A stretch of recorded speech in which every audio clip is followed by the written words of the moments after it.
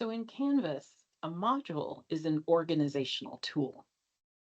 So modules allow instructors to add course content into logical, sequential order, essentially. You can organize them by weeks, by lessons, by um, goals for your class.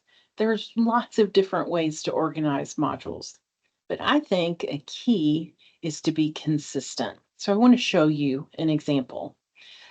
Here I'm looking at my screen, and this is just a course that I migrated from Blackboard to Canvas. And if you've done this, you know that Canvas just puts a bunch of material into modules, and you need to clean it up. So you want to have some kind of a system to do that. Whether you're teaching online, teaching face to face, whatever it is, you need some kind of a system. So here's an example from Dr. Amanda Groff at the University of Central Florida. And it's just one module that you're looking at. I think this one is kind of great. I'm going to blow it up just a little bit so you can see it better. There we go. Um, because Amanda has a really logical, predictable order. So every module that her students see will look like this.